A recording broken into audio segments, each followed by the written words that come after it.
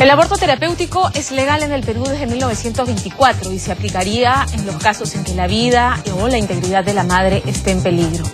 Lamentablemente no está reglamentado y esa fue la razón que invocaron los médicos que atendieron hace 4 años a la menor o a la muchacha que vamos a ver en el siguiente reportaje. Ella fue violada sistemáticamente cuando tenía 13 años por un mototaxista, terminó embarazada. Ella no quería tener ese niño.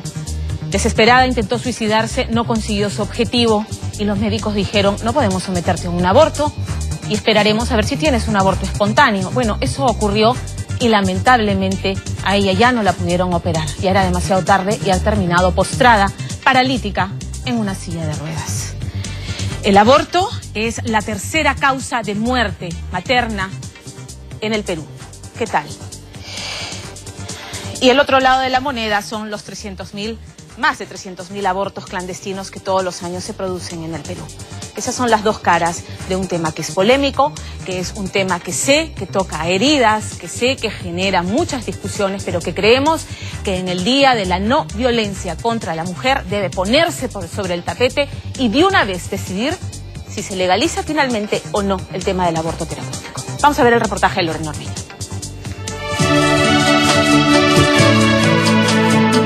Desde que tuvo uso de razón había soñado con su fiesta de 15 años y su vestido volando al viento.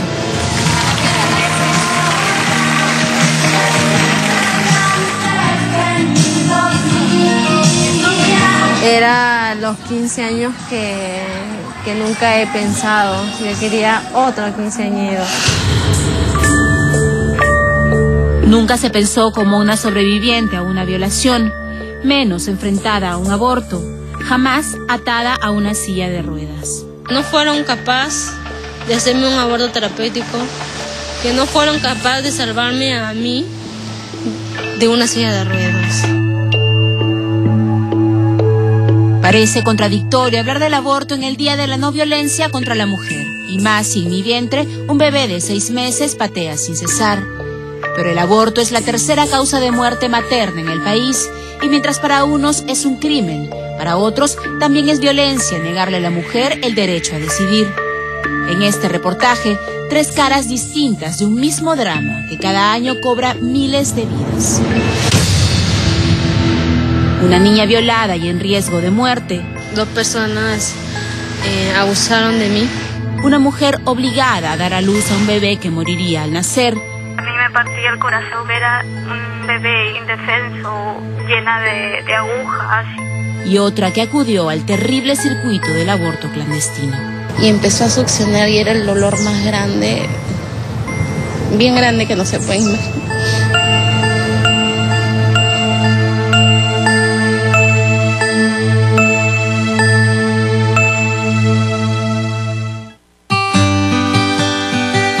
Esta fue la última fotografía en la que LC se sostenía sobre sus piernas. Tenía 13 años, era una niña feliz y seguramente de no haber vivido su drama, en este minuto usted podría ver su preciosa sonrisa.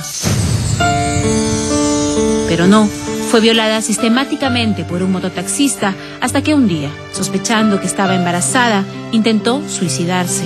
Me subí al techo de mi casa.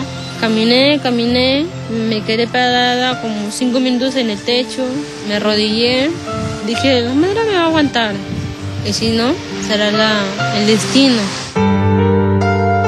Pero su destino estaba marcado. LC cayó al vacío y con la columna rota fue ingresada al hospital Daniel Alcides Carrión.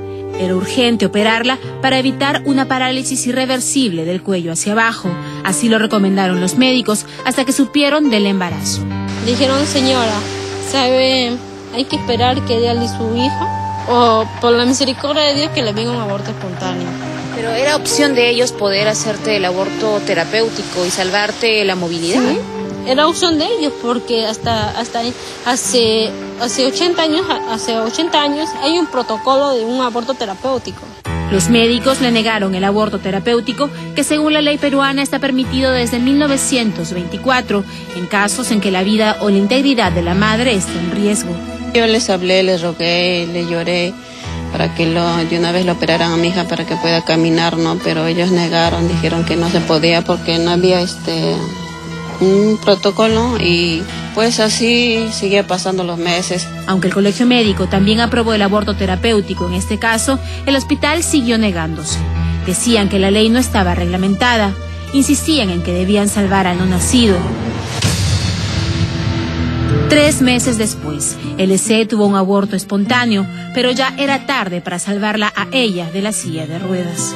Perdí muchas posibilidades, porque ya mis nervios se estaban endureciendo, de las cuales mis manos quedaron así, mis nervios se comenzaban a poner más duros, por más que mi mamá me echaba crema, me sobaba, me masajeaba, no se podía. Hoy tiene 19 años y aún no revela su nombre porque mientras su vida quedó atada a esta silla, su agresor se pasea por las calles y aún la amenaza. Quedó física y psicológicamente afectada, como le ocurrió a Karen cuando tenía 17 años. Me hicieron la primera ecografía y salió que venía mal el bebé. Se supone que un feto anencefálico no tiene compatibilidad con la vida y era dar a luz y que muera pues a horas de haber nacido, o muchos no llegaban a nacer. Karen se preparaba para la universidad cuando quedó embarazada. Tenía miedo, pero saber que una vida crecía en ella la llenó de ilusión. Por eso, cuando en el hospital Loaiza le dijeron que su bebé no había formado el cráneo ni el cerebro, quedó devastada. Cuenta que un médico le dio la opción del aborto terapéutico. Yo dije que sí, que quería hacerme el aborto. O sea, si ya sabía el final, no me merecía la pena esperar más. Entonces me dio otra fecha directamente para entrar a quirófano. El mismo día, en la misma hora que me había citado, fue cuando el médico vino y me dijo que le había llegado una notificación de los directivos que no podía, por un tema legal o algo así. Su vientre crecía y su bebé pateaba sin cesar. Karen llegó a creer que era un milagro, que los médicos se habían equivocado. Pero cada ecografía le confirmaba que su hijo moriría al nacer.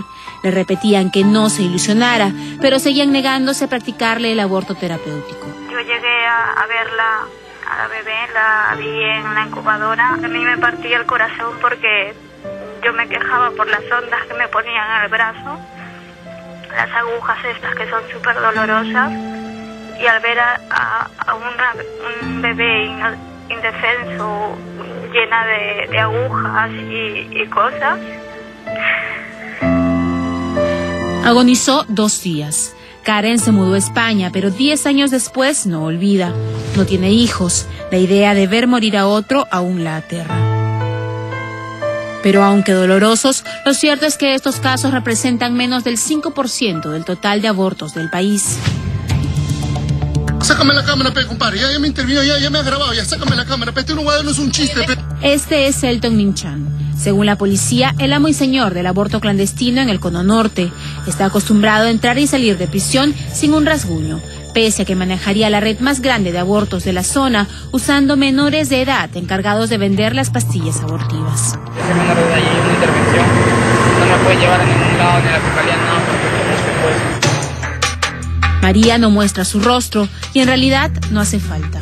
Sus facciones bien podrían ser las de cualquiera de esas 330.000 mujeres que se calcula abortan clandestinamente cada año en el Perú. Me dijo, ponte en posición para que pueda hacerte todo, ¿no? El procedimiento.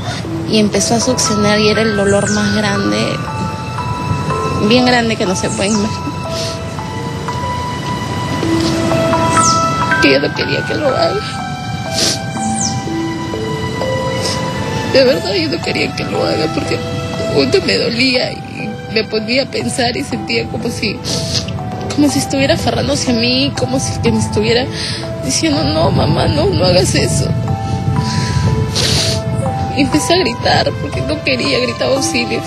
Me puso un trapo en la boca y me dijo, cállate, la doctora me dijo, cállate porque puede venir alguien y hacer escándalo. Como ella, las mujeres son operadas en algún hotel o cuartucho luego de ser paseadas por la ciudad hasta confirmar que no es una trampa. Una vez allí, no se sabe si quien las interviene es un médico. En ocasiones son violadas, quedan estériles o mueren. María se salvó, pero no puede llamarle suerte. Estas son las caras del aborto en el Perú. Injustas por un lado, sangrientas por otro. Al final, una realidad innegable. Señor de los milagros, aleja del mundo la plaga del aborto. Pero se trata de un debate que polariza, más ahora que Uruguay legalizó el aborto hasta las 12 semanas por la sola decisión de la madre. No son pocos los que opinan igual que el cardenal Juan Luis Cipriani, una posición que incluye todo tipo de aborto. Lo cierto es que, hablando de derechos humanos, los casos de Karen y LC fueron llevados a la ONU y el Perú fue sancionado por vulnerar justamente los derechos de estas mujeres. Y le dice, repara a la víctima, ¿no? Uno le dice, implementa servicios específicos para adolescentes, genera un estándar de atención para el aborto terapéutico y revisa tu legislación sobre el tema del aborto. Eso está por cumplir un año y ningún país hasta hoy no se ha debatido el aborto por la sola decisión de la madre. El camino para reglamentar el aborto terapéutico vigente hace 88 años tampoco se hace más fácil, aunque hasta fue parte de la campaña de Ollanta Humala. Nosotros creemos de que hay que considerar el aborto terapéutico y condiciones especiales como pueden ser dados casos de malformación del feto o temas de violaciones. Los primeros intentos se iniciaron en el gobierno de Toledo. Hoy, la respuesta sigue siendo la misma. La presidencia del Consejo de Ministros lo rechazó con esta increíble teoría, que si bien el aborto terapéutico no está penado por el actual Código Penal, esto no le otorga legalidad alguna. Eso significa mandar a las mujeres a los servicios clandestinos de aborto, donde más bien, o sea, ellas ya están en riesgo, tienen la vida y la salud en riesgo, por eso necesitan la interrupción del embarazo. Y las expulsa a un sistema clandestino donde seguramente la situación va a empeorar, ¿no? Es casi una condena a muerte, o sea, es bastante indignante la posición que ha tenido la PCM en este caso con este informe y contradice absolutamente lo que significa la lógica institucional, la Constitución, la legislación vigente y la vida de las mujeres. Así las cosas, el Ministerio de la Mujer proyecta la elaboración de este protocolo al 2017. Le hace el próximo gobierno, aunque según juristas todos saben que se practica. Se presenta una hipótesis esta de aborto terapéutico. Ingresan a la clínica, los médicos practican el aborto y no dan cuenta a nadie. Porque en principio la ley no te obliga a dar cuenta. El hospital es diferente. Porque ahí cada uno hay reglamentos, normas que proscriben o prohíben la práctica de este tipo de abortos. Esto les ha ocurrido a ellas porque son personas pobres que cayeron en un hospital, se hubieran caído en una clínica. Lo que pasa es que los hospitales del Estado, como hay auditorías médicas y toda intervención de tipo quirúrgico va a ser auditada, entonces ellos no quieren plantear una hipótesis de un aborto terapéutico cuando los protocolos médicos que establecen cuál es el procedimiento a seguir en estos casos. Entonces, ¿qué hacen? No te atiendo, no te opero, muérete. De acuerdo o en contra del aborto, de la discusión bien podrían resultar políticas públicas de prevención que salvarían vidas. Para algunos, negarse a debatirlo también es violencia contra la mujer. En tanto, LC ha logrado ayuda de la Municipalidad de San Juan del Lurigancho, pero Karen recompone su vida sola, mientras miles de mujeres sin nombre siguen cayendo en las garras de estas mafias sangrientas.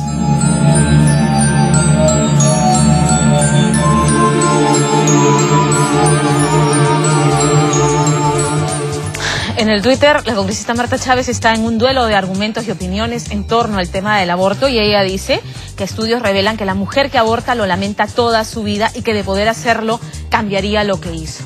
Yo lo que sí estoy segura es que en los casos que esta noche nos ha expuesto Lorena Ormeño, el trauma que les ha quedado a estas mujeres por no permitirles el aborto terapéutico son secuelas de las cuales nunca van a poder salir airosas, lamentablemente, porque es un trauma enorme. No es que nosotros estemos en contra de la vida, absolutamente todo lo contrario. Estamos a favor de defender la vida del no nato, por supuesto que sí. Sin embargo, hay casos muy puntuales como los que hemos visto esta noche en los que creemos que efectivamente hay una salida legal para estas mujeres. El Comité de Derechos Humanos de Naciones Unidas le ha exigido ya al Perú que reglamente o cree los mecanismos para que se pueda aplicar finalmente el aborto terapéutico, vigente desde 1924. Si finalmente el Estado peruano decide que no, entonces que lo derogue y vea la forma de prevenir embarazos adolescentes donde más se producen los abortos clandestinos.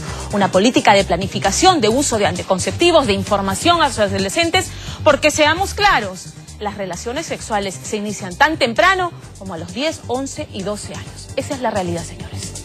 Vamos a hacer una pausa en Diade, pero antes te comento que a 45 megas de velocidad vas a ir súper rápido en la internet. Claro presenta los nuevos planes Evo, la evolución de la tecnología en tu casa. Hasta 45 megas para que descargues videos y música, juegues online y navegues lo que quieras a una velocidad nunca antes vista. Conéctate a los nuevos planes Evo de Claro y puedes pedirlo al 620-00200 o al asterisco 200. Y para más información en planesevoclaro.pe. Claro, la red donde todo es posible. Vamos a